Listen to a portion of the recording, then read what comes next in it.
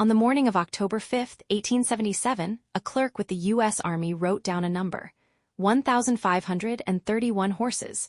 That was not an estimate. That was inventory.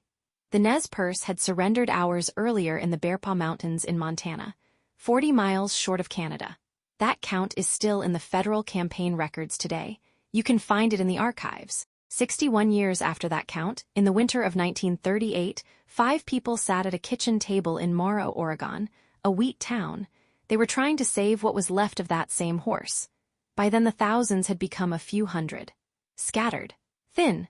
Hiding in pastures across Idaho and Washington and Oregon. Today the registry that started at that table registers about 1,800 new foals a year. At its peak, it registered 10,000 a year. Those numbers are from the club's own reports. Something happened between the battlefield ledger and the registry office. It did not happen because the horse got old. It happened because someone decided the horse needed to become something else. I saw it 2 summers ago at a sale barn outside Amarillo. A papered Appaloosa, heavy in the front, straight through the hock. 16 hands, small blanket, no mottled skin, no white around the eye. Papers said Appaloosa. The horse said quarter horse. The Nez Perce did not find spotted horses. They built them. Most tribes let horses run wild. The Nez Perce did not. They were the only tribe with a real breeding program. They gelded the stallions that were not good enough. They culled the mares that were weak. They kept the tough ones, the fast ones, the smart ones. They bred for 3 things first. Not color, they bred for striped hooves. White and dark stripes you can see up close. They bred for mottled skin. Pink and black spotted skin around the muzzle and eyes. They bred for white sclera. White showing all around the eye. Most horses only show white when they are scared. These horses show it all the time. Then they bred for color. Blanket over the hips. Full leopard. Snowflake. Frost. Patterns you could see from a ridge. White men called them Palouse horses, after the Palouse River. Palouse turned into Appaloosa. Appaloosa turned into Appaloosa. By 1877, the Nez Perce had more than 3,000 head. About 10% were strongly spotted. Those were the war horses, the buffalo horses, the horses that outran the cavalry for 1,300 miles. Then October came. Bearpaw, the surrender. The army knew what to do. Take the horse and you take the future. They shot them. They took 1,500 head and sold them off, bred them to draft horses, bred them to mules. A mountain war horse became a farm horse in one winter. That was the real bottleneck, not 1938, 1877. For 60 years there was no registry, no club, no standard. From 1877 to 1937, the Appaloosa was a ghost. If you saw a spotted horse in eastern Oregon, it was an accident. A few old ranch families kept one because it was tough on rocks, but no one was keeping records, until a magazine article changed everything.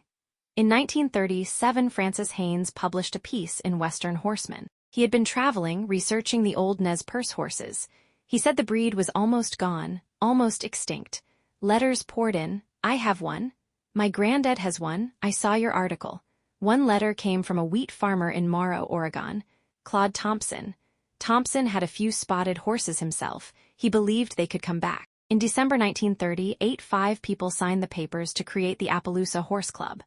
Claude Thompson, his wife Fay, Dr. Francis Haynes, Ernest Cuck, Frank Dick. The entire registry was in Thompson's house. He was the office. He wrote later that they were championing a breed so few in number that the main purpose was to preserve the blood of the once famous war and buffalo horses. He looked across the whole country and found about 100 head good enough to register. 100. From a count of 1,500 on a battlefield to 100 in a kitchen. That is what people now call the death of the real Appaloosa. It was not death, it was a rescue. In 1947 the club moved. George Hatley from Moscow, Idaho offered to make a newsletter. The registry left Moro and went to Moscow. Membership grew. In 1975 they started a museum to save the history. To save a breed from 100 head you have to outcross. Thompson knew that, so the club allowed 3 outside breeds: Arabian, thoroughbred, and quarter horse. At first they used a lot of Arabian. That made sense. The Arabian kept the horse small, 14 to 15 hands, 900 to 1,000 pounds, clean throat, hard feet, big lungs. It kept the endurance the Nez Perce wanted. Those early horses went into the first 8 stud books. They got an F in front of their number. F1 through F8. Foundation. Those F horses are the real horses.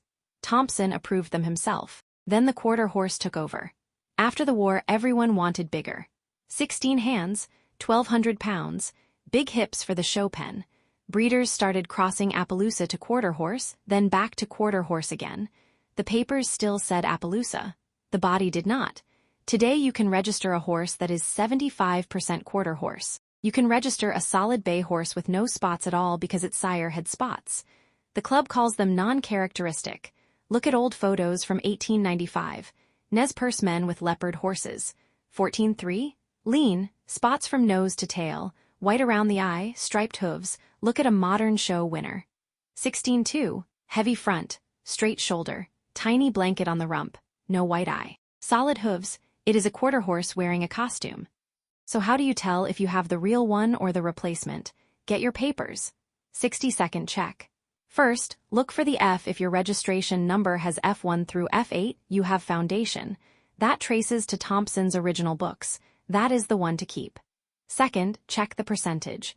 Go to the Appaloosa Horse Club site, search the number, look for foundation percentage. 85% or higher is real foundation. 75 or lower is modern rebuild. Most sale barn horses today are under 70.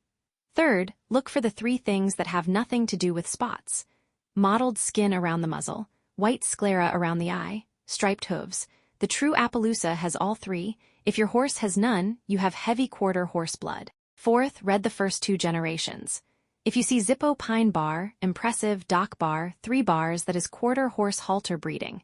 If you see Farah's, Red Eagle, or old Arabian lines, that is the old cross that kept them lean. Do it now. Check your horse. Then comment your state and your horse's registered name and what percentage you found. I will tell you if you are sitting on foundation and do not know it.